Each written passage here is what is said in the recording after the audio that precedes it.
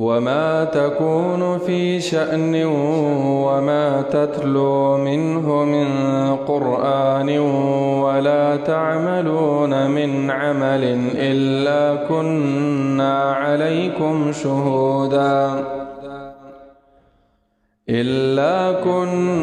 عليكم شهودا إذ تفيضون فيه وما يعزب عن ربك من مثقال ذرة في الأرض ولا في السماء ولا أصغر من ذلك ولا أكبر إلا في كتاب مبين. سورة يونس یولسم سپارہ یوشپیتم نمبر آیات دے. پدی آیات کے اللہ رب العالمین دا خبر بیانوی چه عالم الغیب پا پٹو شیزونو او پخکار شیزونو پا دیر طولو باندے اللہ عالم دے. ہت شید اللہ دا علم نا بہر ندی، ہت شید اللہ نا پٹ ندی. او ورسره دا خبره په دې آیات کې بیانېږي بنده چې ته څه کوې او په کوم حالت کې یې، که نیک عمل کې که بد عمل، الله تعالی په هر حالت کې تا ویني. د دې وجه نه په ذهن کې دا مه راوله چې ما خو اسې م څوک نه ویني بس زه به ګناه کوم، او اسې م څوک نه ویني نیک اعمالو ته ضرورت نشته. په هر حالت کې په هر لحظه کې رب العالمین تا ویني. نو انسان به هم دغه شانتې عقیده ساتي، دې ته مراقبه وایي، بیا دله عبادت خوند ورکوي داسې انسان له چې نظریه یې دا وي چې زه الله ته ګورم الله ما ته ګوري. اقلا داسې عقیده جوړول اولا او غوره د صالحینو د محسنینو عقیده غا داسې وي چې زه الله وینم، داسې په توجه سره رب العالمین ته ودرېدل، د رب العالمین د پاره عبادت کول. که دغه عقیده دې نه جوړېږي دومره خو جوړه که نبی علیه السلام فرمایي چې الله خو ما ویني که نه. نو چې کله دا نظریه د انسان جوړه شي دا انسان بیا کامیاب دی او دته به توفیق د نیکو اعمالو بیا ملاویږي.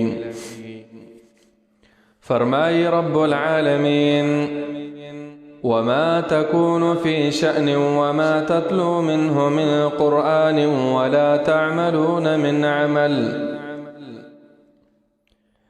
وما تكون او نیت اے پیغمبر او اے مخاطبہ فی شأن پس حال کے مانا دادا نیت مشغول پکم یو کار کے دخپلو کارونو نا پا ہر حالت کے چیئے. شأن مراد حالتون دا یوازی والی کتزان لئی او پتیارہ کی پا ہر حالت کے چیئے اللہ رب العالمین تا تگوری تا وینی.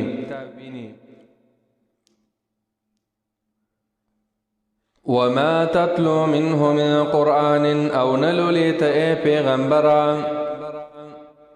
منه دا اللہ دا طرف من قرآن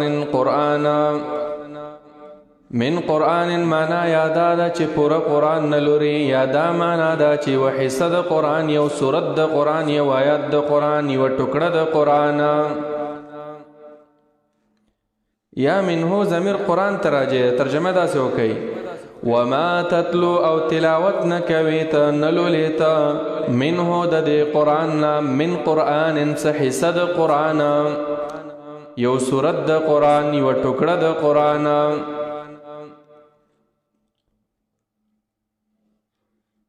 ولا تعملون من عمل او عمل نکویتاسو حس یو عمل خکاروی او کپٹوی الا كنا عليكم شهودا مگر یو مونگا پتا سبانی شهودن حاضر ناظرا شاهدان یو ساتون کیو معنا دادا کزان لئے پپٹو تیارو کی اے بندہ کد قرآن تلاوت کوي که یا باز حصہ دا قرآن اغا بیانوي یا تلاوت کوي او یا اخکار اعمال کوي تا پا هر حالت کے زمون علم پتا سبان دے حاوی دے زمون ننشی پٹے دے تاسو مون حاضریو مون گواهانیو مون ساتون کی استاسو انسانانو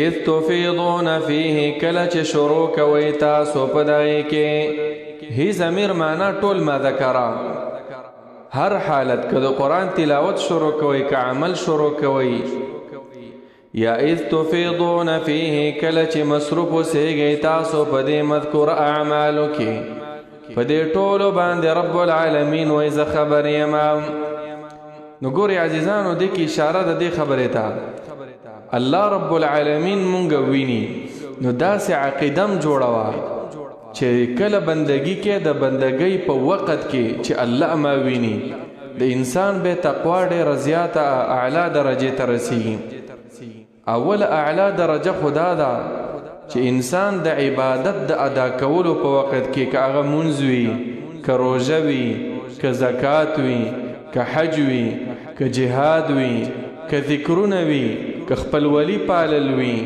که نور نیک اعمال وي په دې هر حالت کې داسې عمل کې چې زه الله ته ګورم د الله د وجې نه کوم دا عمل یا الله ما ته ګوري نبی علیہ السلام داسې فرمایي احسان دا دی ان تعبد الله كأنك تراه فإن لم تكن تراه فإنه يراك بهترین مرحله د عبادت اغدا ده چې تکل عبادت کې داسې ذهن کې راوره چې الله ته ګورم که دا نشي راوسته پیغمبر فرمایي دومره خو ذهن کې راوله چې الله ما ته ګوري نو چې الله ما ته ګوري به انسان جرأت نشي کولی په ګناه باندې بیا همیشه د پاره شوق د نیکو اعمالو سره وي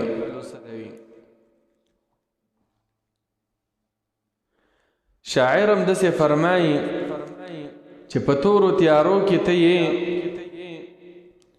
او ستا دا نفس تا ګناه طرف ته راکش کي دغه ټیم کې ووایه چې الله معیني وإذا خلوت بريبة في ظلمة والنفس داعية إلى الطغيان چې کله ته په تورو تیارو کې او دا نفس د سرکشۍ طرف ته راکش کوي نو د دې ځان د بچ کولو د پاره د ګناه نه فورا دا ووایه ان الذي خلق الظلام يراني کم ذات چې دا تیارې پیدا کړې دي هغه ذات ما په دې تیارو کې ویني رب هغه ذات دی چې په توره شپه په توره ګټه تور میږې ویني هم او د هغه د خپو کشاره موري داغه د زړه نوم خبر دی نو زما او ستا اعمال به څنګه په هغه باندې پټ پاتې شي هېڅ چیرې پټ نه پاتې کي الله اوس مثالونه ذکر کوي چې معمولی ذراتو باندې د الله علم دی پاتې لا دا چې دا مکلف بندگان نو په دې خو په طریقه اولاد رب العالمین علم دی الله ته خبر دی الله د دوی د کړنو نه د دوی د کارونو نه د دوی د نیتونو نه په دې هر څه باندې رب العالمین خبر دی الله فرمای وما يعزب نشي پټه او نه غایب کیږي عن ربک استاد رب نه بندا مم مثقال ذره فاندازه دی وی ذره باندې هیڅ شی ته نه پټیږي ذره ویل کیږي دا د ګرد غبار دغه ذرات چې را دنه شي د کمرې ته او د نور په شعاع کې ښکاري ذره هغه سپین سپین میګان هغه سره سره چې نه ښکاري هغې ته ویل کیږي الله په هغې د هغې په مقدار باندې په رب العالمین باندې څه شی پټ نه پاتې کیږي پاتې لا دا چې دا غټ غټ انسانان او د دوی کارونه فی الارض په ځمکه کې ولا فی السماء او نه په ځمکه کې اے په دې ځمکو کې په دې سمندرونو کې په غرونو کې په بوټو کې کاڼو کې په اسمانونو کې په دې هیڅ شي کې رب العالمین نه څه شی پټ نشته او نه ته پټې دی شي ولا اصغر او نشته ډیر وړو کې من ذالک دغه ذرینا چې د ذرې نم څه شی وړوکی وي د هغې نم نشته الا فی کتاب ولا اکبر او نه لوی د دې ذرې نه الا فی کتاب مگر دا ټول لیکلی شوي دي فی کتاب مبین په هغه کتاب کاره کې چې هغه لوح محفوظ دی د الله علم دا ټول لیکلی شوي د الله نه څه پټ نه دي نو انسان ته به دې څنګه پټ شي ته خو به وایې چې په تورو تیارو کې ناست یم څوک مې نه ویني کمره بنده ده حدیث کې راغلی دی یو ناشنا حدیث دی نبی علیہ السلام فرمایي ان العبد اذا عمل عملا یو بنده چې یو عمل وکړي فی صخرة لا قوة لها ولا بابا په داسې یو د ګټ او د کمر دننه چې نه په هغې کې کړکۍ وي نه دروازه وي هیڅ څوک یې نه ویني فخرج عمله کائنا من کان د دغه انسان عمل به الله راښکاره کوي داسې ذات دی د الله نه پټېدل نشته د دې آیات تشریح وضاحت په نور آیتونو کې هم ډېره ښایسته شوې ده لکه رب العالمین فرمایي وعنده مفاتح الغیب لا یعلمها الا هو د غیب او د علم ټولې چابیانې د رب العالمین سره دي هیڅ چاته پته نشته سوا د نه الله یې تفصیل کوي ویعلم ما فی البر والبحر ایسه چې په دې وچه کې دي دا ټولو باندې الله عالم دی والبحر او په بحر کې چې څه دي وما تسقط من ورقة د یوې ونې نه چې یوه پاڼه راغورځېږي د هغې په حرکت باندې رب العالمین خبر دی لا يعلمها الا يعلمها مگر رب العالمین ته د هغې پته ده ولا حبة في ظلمات الارض ولا رطب ولا يابس یو دانه چې په دې ځمکه کې خښېږي لنده دانه وي او که وچه وي هغه چې بیا راټوکېږي په دې ټولو رب العالمین خبر دی نور آیتونو کې الله فرمایي وما من دابة في الارض هر یو زنده سر هر یو حیوان چې په دې ځمکه ګرځي ولا طائر يطير بجناحيه ځمکه او اسمان خو پرېږده چې د ځمکې او د اسمان ترمنځه کوم مرغه الوزي په هغې باندې رب العالمین خبر دی په دې ټولو حالاتو الله خبر دی نو بندگانو ستاسو په حالاتو به خبر نه ولې نه دی خبره قرآن کې الله رب العالمین خپل پیغمبر ته فرمایي وتوکل علی العزیز الرحیم په هغه ذات باندې توکل کوه چې غالبه ذات دی زورور پاور د هغه سره دی رحمان ذات دی رحم والا ذات دی الذي يراك حين تقوم چې کلم تر پاسېږي د شپې وي د ورځې وي عبادت د پاره الله دی ویني وتقلبك في الساجدين سجده کې الله دی ویني انسان ویني الله دا معمولی ذرات ویني پاتلا انسانانا نو داسې عقیده ساتل پکار دی عزام چې کم یو عمل مونږ کوو ووایو چې الله رب العالمین هغه مونږ ویني الا ان اولیاء الله لا خوف عليهم ولا هم يحزنون په دې آیات کې الله رب العالمین زیری ورکوي نیکانو خلکو ته او په دې صورت کې الله تعالی د اولیاء الله ذکر کوي چې مشرکانو به ویله چې دا نیکان خلک دا زمونږ شفاع او شفیعان دی او زمونږ سفارش به کوي نو د هغوی بندګي ځکه کوله الله رب العالمین دی آیاتونو کې ویله چې نه اولیاء الله د الله کې دی شي یعنی د الله دوستان شته خو داسې څوک نشته نعوذ بالله لکه څنګه چې د مشرکانو عقیده وه چې زمونږ د بوتانو او زمونږ د معبودانو نعوذ بالله هغوی به دا عقیده لرله چې په الله باندې زور بر دی چې دوی په الله ته ووایي چې دا کار وکړه نو الله یې ورله کوي نو الله رب العالمین فرمایي چې نه داسې څوک نشته دی چې نعوذ بالله الله د هغه نه مجبوروي نه رب العالمین مالک ذات دی خالق دی هغه عزیز ذات دی هغه زورور دی هغه جبار دی هغه قهار دی دا ټول کائنات اسمانونه ځمکې بوټي کاڼي غرونه سمندرونه هواګانې انسانان پیریان ملائک فرشتې دا ټول د الله مملوک او د الله مخلوق او د الله رب العالمین تابع دي هیڅ څوک په الله باندې هغه زورور نشته دی نو دلته اوس په دې آیات کې الله د نیکانو خلکو ذکر کوي او د هغوی دپاره زیری چې ولی الله څه ته وایي د الله ولی. الله رب العالمین فرمایي الا خبردار شئ ای بندگانو واورئ دا خبره ان اولیاء الله یقینا دوستان د الله تعالی ولی د الله تعالی اولیاء معنا د الله دوستان دی الله ته نږدې خلق دي داسې خلق دي چې لا خوف علیهم نبوي هیڅ قسم ویره په دوی باندې ولا هم یحزنون او نه به دوی غمجنه کیږي. لا خوف معنا دا د یره بنی په دوی باندې په مستقبل کې د قبر په حالاتو کې د قیامت په حالاتو کې په صراط باندې په دې ټولو حالاتو کې د زړونو نه رب العالمین ویره وباسي. د امن په حالت کې او سرې سترګې او د خندا په حالت کې به جنت ته روان وي. دا د اولیاءو دپاره د الله د نیکانو بندگانو دپاره دا زیری. ولا هم یحزنون دنیا پسې به نه غمجنه کیږي چې بلډنګ پاتې شو کمرې پاتې شوې مالونه پاتې شو تجارتونه اولاد او خپل خپلوان او ګیمونه دا هر څه پاتې شو دې پسې به نه خفه کیږي. حزن معنا دا ده چې په ماضي کې یو کار شوی تیر آیات کې تا خفه کی. د الله په نیکانو بندگانو باندې دا هم نشته او خوف دې ته وایي چې مستقبل کې یو مصیبت را روان دی د هغې نه ویرېږي. الله به د دې دواړو نه دا نیکان خلک هغه په امن کې ساتي.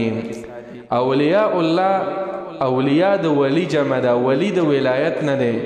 ولایت ویل کېږي محبت ته د الله ورسره مینه ده د دوی د الله سره مینه ده الله یې حفاظت کوي الله یې مدد کوي د داسې خلکو. الله یې اوس تعریف کوي الذین آمنوا هغه کسان دي چې ایمان راوړی دی. ولی الله چاته وایي هغه چاته چې هغوی ایمان راوړی دی. وکانو یتقون و دوی چې ځانونه ساتل د ګناهونو نه د شرک او د کفر او بدعاتو نه. د الله د ولی تعریف دا شو چې ایمان چا راوړی وي د ګناهونو نه ځان بچ ساتي. دا ضرور نه ده چې سړی په محراب کې ناستي دا د الله ولی وي.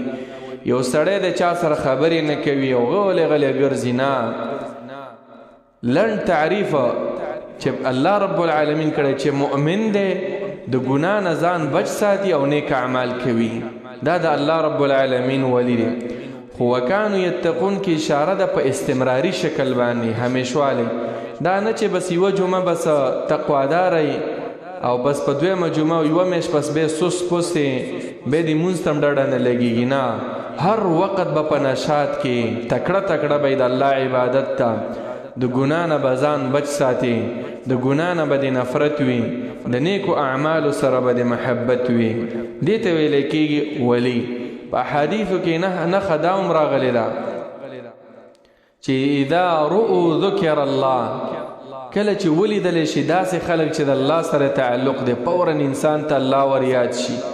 ولی ورته الله ور یادېږي ځکه دی په خوله باندې د الله خبرې کوي د الله ذکر به کوي چې مجلس کې ورسره کښېني ټول د قرآن او د حدیث خبرې نو ستام توجه پیدا شي رب العالمین ته. نو داسې خلکو سره ناسته پکار ده چې داسې خلکو سره کښېنې او د داسې خلکو سره د الله دپاره مینه وي. که هغه تور وي که سپین وي که هغه عرب وي که عجم وي که هغه پښتون وي او که غیر پښتون وي که هغه د دنیا په بر سر کې وي او که کوز سر کې وي خو چې د الله والا وي د هغې سره به مینه ساتي نو الله به په ورځ د قیامت هم تاله ډېرې بدلې درکړي. یوه بدله خو دغه شوه چې نه به در باندې خوف وي نه به یره وي. یوه بدله پیغمبر هم بیان کړې ډېرې بدلې دي خو دغه یوه بدله ابن جریر کی روایت دی چې نبی علیہ السلام فرمایي ان من عباد الله عبادا یغبطهم الانبیاء والشهداء. د الله رب العالمین بعضې بندگان دي چې شهیدان او پیغمبران به ورپسې پسخیږي. الله به دومره اوچتې مرتبې ورکړي. صحابه کرامو تپوس وکړو د الله پیغمبره دا څوک دي صفهم لنا مونږ ته بیان کا لعلنا نحبهم چې زمونږ هم ورسره مینه پیدا شي. نبی علیہ السلام له دا صفت بیان کو هم قوم تحابوا فی الله داسې خلک دي چې صرف د الله د وجې نه د یو بل سره مینه ده. د دنیا د تجارت د دنیا د کاروبار د دنیا د رهایش د گاون د خپلولۍ د دې هیڅ تعلق منځ کې نشته دی. بس صرف یو په مشرق کې دی بل په مغرب کې دی، خو د الله د وجې نه ورسره مینه محبت دی. نو داسې خلکو دپاره دا نعمتونه دي چې داسې نعمتونه دي چې انبیا او پیغمبران به ورپسې پسخېږي. روایتو کې راځي دغه حدیث کې چې وجوههم نور، د مخ نه به رڼاګانې خیږي، علی منابر من نور، په ورځ د قیامت به د رڼا او د نور په صوفو په منبرونو باندې به ناست وي. لا یخافون اذا خاف الناس، نبی علیہ السلام فرمایي چې ټولو خلکو باندې به ویره وي خو په دوی به نه وي، ټول خلک به غمجن وي خو دوی به نه وي. د دوی په منځ کې تعلق د مال او د نسب نه و، صرف د الله د دین په وجه د یو بل سره محبت. نو الله رب العالمین فرمایي چې داسې خلکو دپاره زیری دی. لهم البشرا، شته دی د دوی دپاره زیری، دوی باندې د زیری وي، زیره ورلشتا فی الحیات الدنیا، په ژوند دنیاوی کې، وفی الآخرت، یوشته دی د دوی دپاره زیره په آخرت کې. په دې آیات کې الله رب العالمین دوی دپاره زیره بیانوي چې د مؤمنانو اولیاء الله دپاره زیره دی. زیره په آخرت کې هغه هم جنت دی. حدیث کې هم داسې راغلی دی چې عباده ابن صامت رسول الله صلی الله علیه وسلم ته وویله قد عرفنا بشر الآخرة الجنة، د آخرت زیری خو موږ ته معلوم دی د اولیاء الله دپاره چې الله به جنت ته بوزي، خو د دنیا زیری څه شی دی د مسلمانانو دپاره، ایمان والاو دپاره چې د ګناه نه ځان بچ ساتي، نیک اعمال کوي. نبی علیہ السلام ورته یو څو زیری ویله. یو زیری وایي دا دی چې الرؤیا الصالحة یراها العبد او ترى له، چې ښایسته ښایسته خوبونه ویني، خوشحاله خوشحاله خوبونه ویني، او یا د ده په حق کې ښایسته خوبونه خلک ویني نور څوک. نو دا د دې مسلمان دپاره زیری دی چې بس دا انسان به جنت ته ځي. دا روایت په طبري کې دی. په بل روایت کې راغلی چې خلک تعریف کوي، د دې د وجې نه دا کار نه کوي چې زما د خلک تعریف وکړي، ما ته د خلک ښه سړی ووایي، نه، د دې وجې نه نه کوي، دی چې هر عمل کوي د الله د وجې نه، خو بس خلک وایي چې وګوره څومره نیک سړی دی، صدقې کوي، جهادونه کوي، نیک اعمال کوي، مور او پلار ته خوشحاله دي، د خپلو بچو صحیح تربیت کوي، د قرآن تلاوت کوي، د قرآن درس کوي، حدیثو سره تعلق دی، په دې باندې عمل کوي، خپلو خپلوانو سره راشه درشه کوي، نو خلک تعریف کوي. نو چې خلک تعریف کوي، نبی علیہ الصلوۃ والسلام نو صحابي ته پوښتنه وکړه چې دې کې خو به ګناه نه وي. نبی علیہ السلام ورته ویل تلک عاجل بشر المؤمنین، دا په دې دنیا کې د انسان دپاره زیری دی. مسند احمد کې دا روایت دی. په یو روایت کې داسې راغلی دی چې ملائکه چې کله روح اخیستلی کېږي د دې مسلمان نه، په دغه ټیم کې به ورته زیری ورکوي.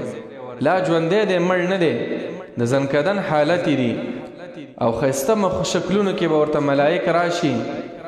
بیض الوجوه بیض الثیاب، سپین سپین مخونه به وي، سپینې کپړې به اچولې وي، او ورته به وایي چې ایتها الروح الطیبه، ای پاکه روحه، راوزه د الله رب العالمین رضامندتیا ته، الله تانه خوشحاله دی. نو دا په دنیا کې زیری شو، او په آخرت کې هم دغه دی چې جنت ته به الله بوزي. فزع اکبر، هغه سخته چغه د قیامت چې ده، سخت حالات چې دي، د هغې نه به الله په امن کې ساتي. په ورځ د قیامت به د ده مخې ته رڼاګانې روانې وي. یوم ترى المؤمنین والمؤمنات یسعى نورهم بین ایدیهم وبایمانهم بشراکم اليوم جنات، رڼا به ترې روانه وي، ورته ویلی به شي چې ستاسو دپاره زیری دی د جنتونو. الله ځکه قرآن کې فرمایي لهم شته دی د دې نیکانو خلکو دپاره البشرا زیری شته فی الحیات الدنیا، په ژوند دنیوي کې، وفي الآخرة او په آخرت کې. لا تبدیل لکلمات الله، نشته دی هیڅ بدلوله د الله د کلماتو، د الله د وعدو هیڅ بدلیدل نشته دی. معنا الله چې کومه وعده کړې ده، دا وعده رب العالمین پوره کوي. ذالک، دغه زیری په دنیا او په آخرت کې د دغه نیکانو خلکو دپاره، هو الفوز هم دغه کامیابی د العظیم ډیر لوی کامیابی هم دغه ده. ولا يحزنك قولهم ان العزة لله جميعا. په دې آیات کې الله رب العالمین تسلی ورکوي خپل پیغمبر ته او د پیغمبر تابعدارو خلکو ته چې څومره ستاسو مخالفین ستاسو خلاف کوي ستاسو تکذیب کوي اے پیغمبر ستاسو حق خبرې نه مني نو په دې سره ستاسو عزت نه کمیږي که څومره پیغورونه درکې او څومره تاسو باندې طعنونه او عیبونه ولګئ په دې تاسو هیڅ نه کمیږئ ځکه عزت ورکولو ذات رب العالمین دی. نو الله فرمایي ولا يحزنك قولهم نه دې خفه کوي تا اے پیغمبره قولهم خبرې د دوی خبرې د دوی سوي چې دوی الله نه مني رسول نه مني او پیغمبر ته دمکیانې ورکوي چې مونږ به داسې وکړو مونږ به داسې وکړو مه خفه کېږئ پیغمبره. هسې خو د انسان زړه خفه کېږي د کافرانو په کفر د دوی په خبرو باندې خو معنا د دې آیات دا ده چې دومره مه خفه کېږه چې ته د دعوت کار پرېږدې. په دعوت کې به قسمه قسم خبرې تا پسې خلک کوي خو دعوت به نه پرېږدې. ان العزة یقینا عزت لله ټول عزت چې لله الله لره دی جمیعا ټول. عزت معنا عزت ورکول د الله په اختیار کې دي او العزت خپل لفظي معنا دا هم ده چې زور ټول پاور د الله سره دی د الله خوښه ده چاله عزت ورکوي او دا کافر که څومره زور کوي زور یې نه رسیږي دنیا کې مې معمولی غون امتحانا الله ولک پاور ورکړی دی خو هغه داسې پاور نه دی د الله په مقابل کې هیڅ شی نه دی. د الله سره اختیارات دي د اسمانونو د ځمکو په اسمانونو کې چې څه دي په دې ځمکو کې څه دي. نو رب العالمین فرمایي عزت ورکول د الله سره دی زور د الله تعالی سره دی. نو مه خفه کېږه ای پیغمبره د دوی د دمکیانو نه د دوی د فضل خبرونه جمیعا ټول عزت د الله سره. قل هو السمیع الله تعالی اوریدونکی دی العلیم پوهه ذات دی رب العالمین پوهه ذات دی. الا ان لله من في السماوات ومن في الارض. په دې آیات کې الله رب العالمین مشرکانو ته یو بل زورنه ورکوي او دلیل عقلیم دی او ان العزة لله جميعا الله ذکر کو چې زور د الله سره دی عزت ورکول د الله سره دی. نو په دې آیات کې د هغې دپاره وجم ذکر کوي وجم دا ده زور د الله سره ځکه دی چې ټول کائنات د الله مملوک دي ټول کائنات د الله مخلوق دي دا ټول اسمانونه او ځمکې دا د الله دي. نو رب فرمایي الا خبردار شئ واورئ ای انسانانو ان لله یقینا خاص د الله په اختیار کې دی خاص د الله سره اختیار دی من د هغه چا فی السماوات چې په اسمانونو کې دی چې ملائک دي ومن فی الارض او هغه څوک چې په دې ځمکه کې دي انسانان دي او پیریان دي. من په عربی کې د هغه چا دپاره استعمالیږي چې عقل پکې وي لکه انسان پیری ملائکه سم مخلوقات چې دی په اسمانونو په ځمکو کې د دې ټولو اختیار د الله سره دی. دې کې یو قسم اشاره ده چې تاسو د دې نیکانو خلکو بندگی کوئ څوک د عیسی علیه السلام څوک د عزیر علیه السلام څوک د نورو نیکانو بندگانو د امامانو د علماو د اولیاو د پیغمبرانو ګوره دا ټول د الله مخلوق دی دا په خپل الله ته محتاج دی. نو ولې د داسې چا بندگی کوئ چې هغه په خپله مملوک دی مخلوق دی د خالق بندگی ولې نه کوئ الله ته ولې را مدد سنوي وایي چې تاسو وایي چې یا رسول الله مدد یا وایي چې لوی ځوانه را مدد شه یا داسې وایي چې یا حسن یا حسین یا علی یا عیسی علیه السلام ته چغې کوئ چې یا عیسی یا عزیر داسې مه وایي دا ټول د الله مملوک د الله مخلوق دی د الله ته را مدد شه ووایي. مخکې په دې صورت کې 55 نمبر آیات کې ذکر شو چې الا ان لله ما فی السماوات ما د غیر عاقل دپاره استعمالیږي لکه دا سمندرونه دا ځمکې دا بوټي هواګانې دا حیوانات، دا حشرات، دا وریځې، دا هر څه چې په دې ځمکه کې ښکاري چې عقل نه د دې اختیار هم د الله سره دی، او دا د چا سره چې عقل دی د دې اختیار هم د الله سره دی. معلومه دا شوه په کائناتو کې چې هر څه شی موجود دی دا ټول د الله غلامان دي، دا د الله مملوک دي، دا د الله مخلوق دی. نو بیا ولی انسان دې ته وایي چې را مدد شه؟ د آیات کې و بل ښکلې خبر هم ده چې ټول هر څه اختیار د الله سره دی. دا عقیده جوړه کا، نو بیا په زړه کې د چا نه تمه مه ساته چې فلانی ته بس ټیټو پاس کېږي چې یو صبر راکړي. نه، رب نه غواړه، رب العالمین. 2 رکعاته منځ وکړه، لاسونه پورته کا، و اله العالمین دا مشکل دی دا راله حل کا. الله دې ته مې ضرورت دی دا راله راکړه چې اسمانونه او ځمکې د هغه په اختیار کې دي او واکم لري، قادرم دی، ستا دعا هم قبلوي. ولې هغه نه ولې نه غواړې چې د انسان نه دې تمه وساتله او انسان نه دې څه وغوښتل بس نیمګړی پاتې شي، هغې ته حواله شوې، بیا به ټول عمر د خیلم کړی، ټول عمر به محتاج. دا سوالګر سړی چې کنه په هر رمضان کې را رواني سوال کوي چې زکات پیسې ودا، دا ټول عمر سوال کوي.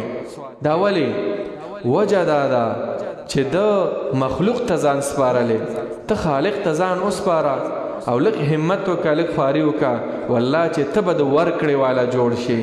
د الله سره اختیارات دی، الله نه غواړه. رب العالمین فرمایي چې هر څه د الله په اختیار کې دي. نو دا مشرکان وما يتبع الذين يدعون من دون الله شركاء، وما يتبع الذين یا ما استفهامیه ده، معنا ترجمه به څه کوي؟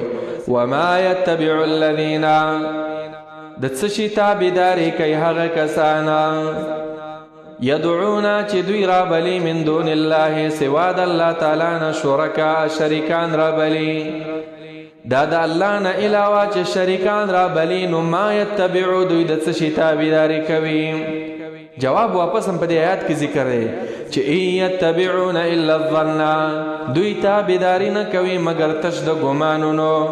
ګمان دارې چې دا زمونږ بوتان چې دي دا مونږ ته به خیر را رسوي، دا زمونږ پیران او زمونږ باباګان چې دي دا به مونږ د شرونو نه بچ کوي، ګناهونو پسې د روان دي د خپل ګمان مطابق. نو وما يتبعون ما استفهامیه د څه شي تابعداري کوي؟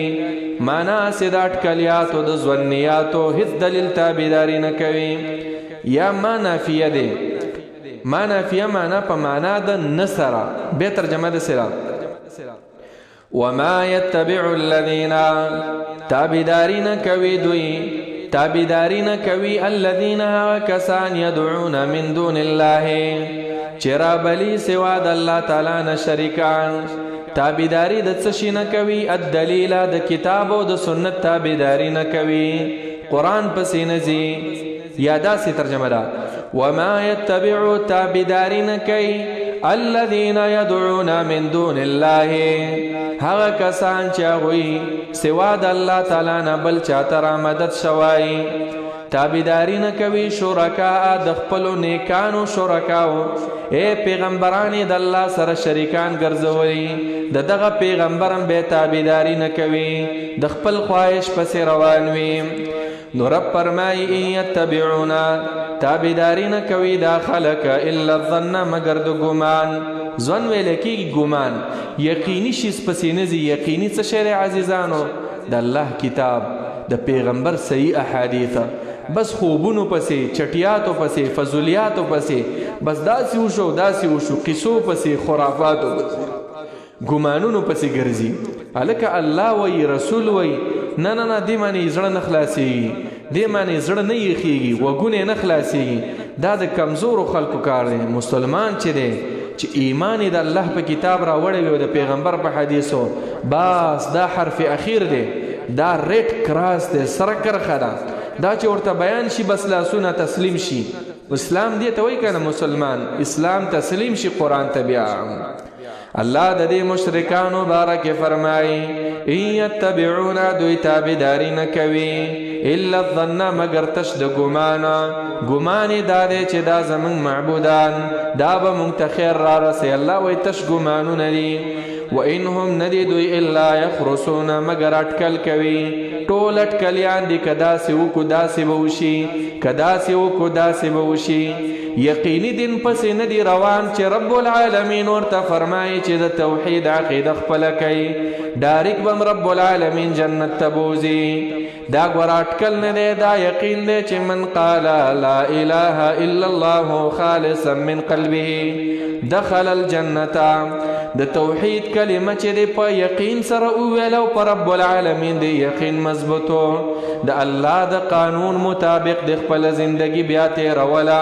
د پیغمبر د سنت مطابق او په دې حالت کې تعالی مرګ راغی نو تب جنت تزي دا یقیني خبرې دي او دوی بس ټول ګمانونو پسې روان دي دا د شرک والا عقیده چې د چا دي هو الذي جعل لكم الليل لتسكنوا فيه والنهار مبصرا په دې آیات کې الله رب العالمین د توحید او د الله د یووالي یو بل دلیل ذکر کوي ای بندگانو لږ سوچ وکئ دا ورځ او شپه چا پیدا کړې ده مخکې آیات کې بیان شو چې اسمانونو ځمکې د الله په اختیار کې دي او سچ په اسمانونو په ځمکو کې دي دا ستاسو شریکان او ستاسو خدایان ستاسو دا معبودان باطله هیڅ شی نه لري هیڅ اختیار نه لري ګورئ د ورځ او شپې ته خو ګورئ ستاسو دا باباګان نو او دا ورځ او دا شپه وه ستاسو دا بوتان نو او دا ورځ او دا شپه وه دا څوک راولي دا صرف او صرف رب العالمین نو ولې د هغه ذات بندګي نه کې چې هغه ورځ او شپه راولي او په دې ورځ او شپه راتللو کې یو ښکلی درس هم دی انقلاب دی پکې شپه لاړه شي ورځ راشي حالات بدل شي همدغه شان د خپل ځان د بدلولو دپاره به الله ته رجوع کوي ګناهونه چې پرېږدي نیکو اعمالو ته راشي انقلاب درکې راغی دعاګانې وغواړه د رب العالمین نه انقلاب والا ذات دی الله در له حالات بدلی غریبی الله نه وغواړه چې الله دا مجبوریتونه مې دي الله دا راله پوره که الله یې در له بدلی دا ټول ضروریات الله پوره کوي خو چې انسان عقیده لږه مضبوطه شي الله فرمایي هو الذي رب العالمین هغه ذات دی جعل لكم الليل چې ګرځولې ده ستاسو دپاره شپه معنا څه شی ګرځولې ده د آرام دپاره تیاری ګرځولې رب العالمین تیاری پکې راوستې ده څه شی پکې ښکاري نه تیاره د څه د وجې نه ده لتسکنو فیه د دې دپاره چې تاسو آرام وکئ په دې شپه کې یا آرام شئ تاسو په دې شپه کې بل کار ته به هم زړه نه کېږي که نه چې مزدوري وکړي تیاره وي څه ښکاري نه که نه خود به خود مجبور یې چې ته آرام وکړي او ورځ څه دپاره ده والنهار او ورځ الله ګرځولې مبصرا رڼا والا مبصرا معنا ښوونکي تا ته لاره ښایي بصیرت درښیي مبصرا معنا د ډېرې رڼا والا روښانه ولې الله ګرځولې ده په سورة القصص کې به فرمایي لتبتغوا من فضله چې د ځان دپاره څه رزق وګټئ لاړ شئ بازار ته غر ته لاړ شئ کلو ته لاړ شئ لاره به تښکاري خلک به ویښ وي څه به خرڅ کړي څه به واخلې د الله د دې دپاره نورې فایدې هم پکې دي خو یوه فایده یې دا ده د شپې خوب کول عزیزانو دې کې ډېرې فایدې دي د ورځې خوب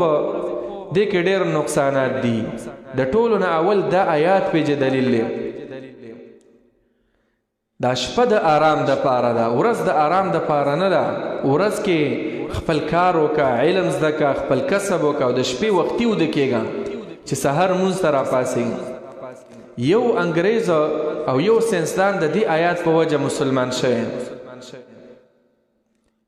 هغه تحقیق په دې آیات باندې کوو چې دا څنګه رب العالمین ویلي چې شپه دا د آرام دپاره تحقیق چې وکړو څېړنه او تحقیق دې نتیجې ته ورسېدو د انسان په دې دماغو کې یو خلیه ده انګلیش کې ورته سیل وایي CELL د دغې خلیې کار وایي دا دی چې دا د ورځې ړنده وي په شانته د دې خاپیرک باندې څه نه ویني کار نه کوي او چې کله وایي انسان شپه راشي نو دغه خلیه دا سترګې رڼا شي دا په دې بدن کې حرکت د څه شي دپاره کوي؟ دې دپاره چې د انسان ته آرام میلاو شي.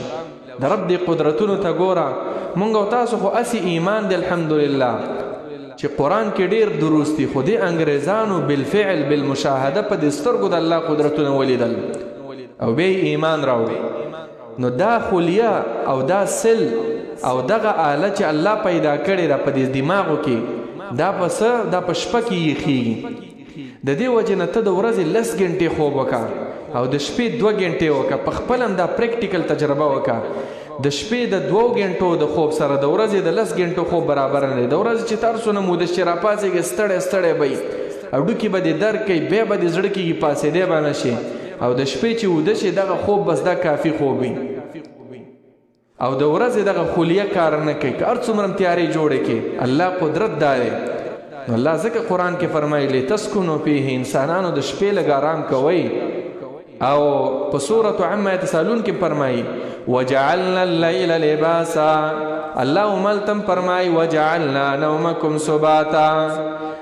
لیل ذکر کړي، شپې ذکر کړي او خوب ذکر کړي. معنا د خوب د پاره هم دا شپه ده او بیا د شپې په آخره حصه کې بیا را پاسېږه رب العالمین ته لږ عبادت کوه، تهجد کوه. ټوله شپه په خوب هم مه تېروه، لږ شان د الله بندګي کوه. ان فی ذالک، یقینا په دې کارونو کې چې الله شپه پیدا کړې ورځې پیدا کړې ده، لآیات خامخا نښې د قدرت دي، معلومیږي نښې د قدرت. لقوم یسمعون، د پاره د هغه قوم یسمعون چې هغوی غوږ دي قرآن ته، غوږ دي اوري قرآن د زړه په غوږونو باندې. د الله په آیاتونو کې هغه عبرت شته دی، خو څوک چې ورته غوږ کېږي، څوک پکې سوچ او فکر وکړي. قالوا اتخذ الله ولدا سبحانه، سره د دې دومره دلایلو چې اسمانونه الله پیدا کړي دي، ځمکې الله پیدا کړي دي، سمندرونه الله پیدا کړي، بحرونه، ورځ او شپه الله تعالی پیدا کړي ده. نور دلایل بارانونه الله تعالی راوروي، مرضونه الله تعالی راوروي، دارنګې مرضونه الله تعالی پورته کوي. واپس دا مور سره مخکې آیتونو کې ذکر شو چې یحیی و یمیتو، ژوند الله ورکوي، مرګ الله تعالی راولي. دا ټول کارونه رب العالمین کوي، خو د دې مشرکانو په دې عقلونو باندې پټۍ لګېدلې. بیا موی چې نه نه نه الله نازولی لري، الله زامن لري. نعوذ بالله، داسې ګنده عقیدې به دوی لرلې. فرمایي رب العالمین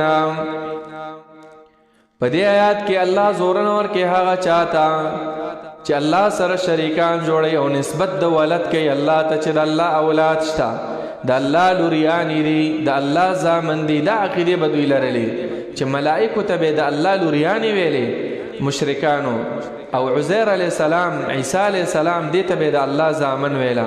او په دې زمانه کې دا بعضې مشرکان چې وي دا د الله نازولی دی، او نازولی دا د زوی نه سخته کلمه ده.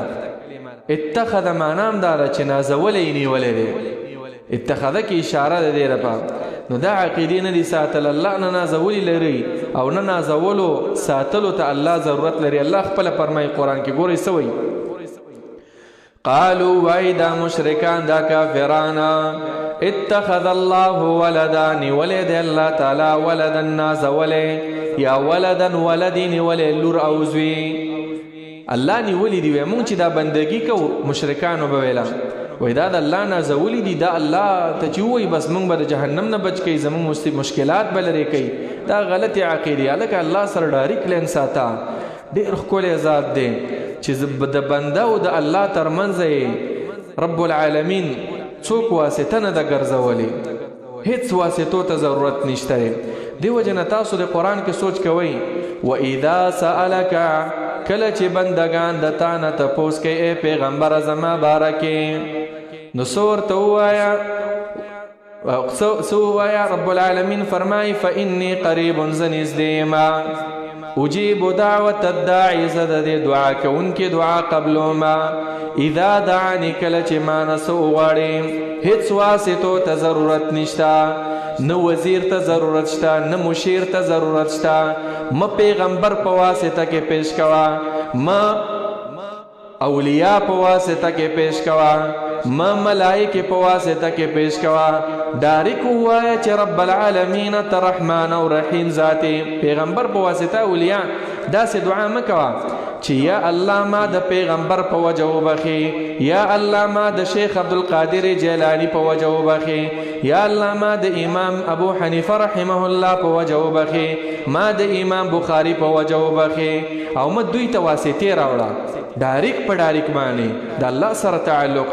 الله داسې بیان مونږ ته کړی دی او الله ستا خبرې اوري، ضرورت نشته دی واسطو ته. وسیله پیش که څه شي؟ نیک اعمال وسیله کې پیش کا، د الله نومونه وسیله کې پیش کا چې الله ستا د فلانی نوم په وجه باندې ته رحمان په ما رحم وکا، ته غفور ما وبخا. نو رب العالمین فرمای چې د کافرو بویلا چې الله رب العالمین ولد نیولې. الله پر رد کوي سبحانه، پاک دی الله تعالی، پاکی ده او الله تعالی لرا. الله د ټولو شریکانو نه پاک دی. که څوک ور سره فرشتي شریکان جوړوي الله ته پاک دی، څوک ور سره پیغمبران شریکان جوړي الله ته پاک دی، څوک ور سره صحابه کرام شریکان جوړوي، څوک ور سره اولیاء شریکان جوړوي. الله پاک دی د دې ټولو نه. سبحانه بل معنا دادا الله پاک دی د ولد نیولونه. الله ولد نشته، بچی نشته، نو ورته ضرورت لري. متخذ صاحبه ولا ولدا هو الغنی، ولی زکه هو الغنی الله بحاجت ذات دی. اولاد ته داغه چا ضرورت چې بوډا شي بس پنګیره شي او بس ضرورت دی د بچی خدمت ته. رب العالمین هیڅ ضرورت نشته دی. انسانانو ستاسو ضرورتونه دي، رب ضرورت نشته. الله بے پروا ذات دی، غنی ذات دی. له غربل دلیل له خاص د الله په اختیار کې دی، خاص الله لره بل څوک ورسره شریک نشتا. ما فی السماوات هغه څه چې په اسمانونو کې دی، و ما فی الارض او هغه څه چې په ځمکو کې دی. ان عندکم من سلطان بهذا، اے تاسو خدا عقیده لرئ چې الله رب العالمین ولد نیولی دی.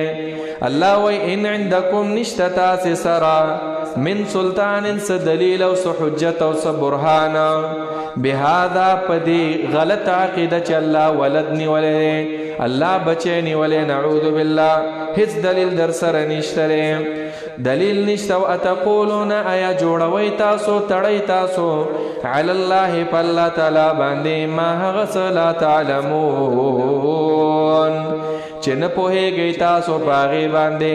په الله باندې دروغ تړئ، د دروغ ویوئ چې الله د پاره زوی دی، الله د پاره لور، دا ټول دروغ ویوئ کنه. نو داسې مه کوئ.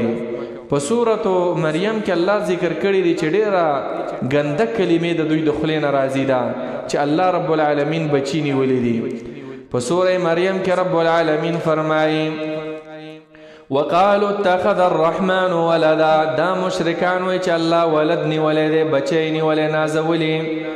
الله وی ډېر دروغجن یې تاسو، ډېر دروغ وایي او داسې ګنده خبرې هم د خولې نه راووتې. تکاد السماوات یتفطرن، قریب دا چې د اسمانونه دا وچوي. که دا خبره په دې اسمان باندې واچولی شي، د اسمان به وچوي. دومره ګنده خبره مو کړله. پښتو کې موږ داسې یاره وایي داسې خبره دې وکړه سړی وایي چې سړی دې ټک وچو. دا اصطلاحات زمونږ په ژبه کې هم شته او دا په حقیقت کې ډېره ګنده کلمه ده. الله به فرمایي وتنشق الارض، دا ځمکه چوي د دې خبرو نه، داسې ګنده خبرې دي. وتخر الجبال هدا، دا غرونه به راوغورځېږي د دې خبرې د وجې نه، قریبه ده چې راوغورځېږي. ان دعوا للرحمن ولدا، چې دوی د الله د پاره ولد ثابتوي. الله به فرمایي وما ينبغي للرحمن ان يتخذ ولدا، ندی لایق د الله د شان سره چې الله اولاد ولري. ولی ځکه الله رب العالمین مالک دی د ټولو کائناتو، اختیارمند دی د ټولو کائناتو، واکدار دی د ټولو کائناتو، چاته ضرورت نشته دی. نو څه دپاره رب العالمین نیولی دي؟ نو دا د دوی غلطې عقیدې وي د دې مشرکانو. الله رب العالمین وسیره ورکوي دوی ته. قل ورته ووایه ای حبیبه ان الذین یفترون، یقینا هغه کسان چې د ځانه جوړوي دروغه په الله تعالی باندې، یا د ځانه تړي د الله تعالی باندې دروغ هم دا و چې الله ته نسبت د اولادو کو نسبت د شریکانو کوي. ان الذين يقينا هغه کسان یفترون چې د ځان نه تړي علی الله په الله تعالی باندې الکذب دروغ لا یفلحون دوی بخلاص نشي د الله د عذاب نه د الله د عذاب نه به هیڅ کله بچ نشي. الله به په سخت عذاب کې وردن نه کی الله به ورله عذابونه ورکی. متاع فی الدنیا ثم الینا مرجعهم. سوال دا دی چې د دوی دومره غلطی عقیدې دی الله په عذاب ولی په دنیا کې ولی په ځمکه کې نه دن کوي. الله قادر دی په دې او داسې الله کړی دی کلی الټه کړی دی په خلکو باندې. د نوح علی السلام قوم ته وګوره ټولي په اوبو کې ډوب نکو. د موسی علی السلام خلاف چې فرعونیانو کو په دې سمندر کې ور ډوب نکړل. دا ګوره ته اوس ټیکنالوژي څومره ترقی کړې ده او امپاسبل ناممکن ده چې ته بغیر د آلاتو سمندر د سی اودره ولاره پکې وکی که دیوال دې پکې وکونه کې دی شي او داسې الله ودرو سمندر د سی ولاړو چپی وهله او منځ کې الله لار ورکړل. هم دا ټول کافری پکې غرق له مسلمانانو بلکې داسې ناممکن کارونه د انسان د ذهن مطابق الله کړی دي او الله غر کړی خپل دشمنان. د لوط علی السلام په قوم باندې د ازمکه په دې بل طرف روان نه ولا فجعلنا عالیها سافلها. عادیان او ثمودیان پسې هوا کورون ته وردن نکړو راویسل را بهر کړل او مړې کړل. او بیا د بدر په غزا کې د غټ غټ مشرکان د وړو صحابه کرامو د هغې په لاسونو باندې قتل نشو او په هر وخت کې دا سیلابونه دا زلزلې دا بیماریانې دا عذابونه ولې الله نه رالیږي. دویم الله هلاکولی شي الله قادر دی په دې خو الله وایي پرې د دنیا ده چې لږه غوندې څکه وکړي د دنیا مزې وڅکي بیا به مال راځي او بیا به عذاب ورکوم. سره د دې نه چې دوی دپاره په دنیا کې عذابونه شته. الله فرمایي متاع فی الدنیا شته دی د دوی دپاره مزې او فایدې اخیستل فی الدنیا په دې دنیا کې ثم الینا مرجعهم بیا مونږ طرف ته خاص مرجعهم راګرځېدل د دوی دی. ثم نذيقهم بیا با وروڅکو مونږه وبڅکو مونږ په دوی باندې العذاب الشدید هغه عذاب ډېر سخت چې د جهنم عذاب دی بما كانوا يكفرون په سبب د دې چې ودوی چې دوی کفر کو انکار کو د قرآن نه انکار کو د احادیثو د رسول الله صلی الله علیه وسلم نه. نو دا د مشرکانو عقیدې وي. رب العالمین دې زمونږ او ستاسو د ټولو عقیدې د توحید جوړې کړي او الہ العالمین دې زمونږ او ستاسو شوق مینا محبت د الله د کتاب سره پیدا کړي او الله دې مونږ او تاسو ټول له توفیق راکړي چې په دې ژوند کې دا قرآن زده کو په قرآن باندې عمل وکړو د قرآن نه دا خوند واخلو. آمین یا رب العالمین. وصلی الله تعالی على خير خلقه محمد وعلى آله وصحبه أجمعين.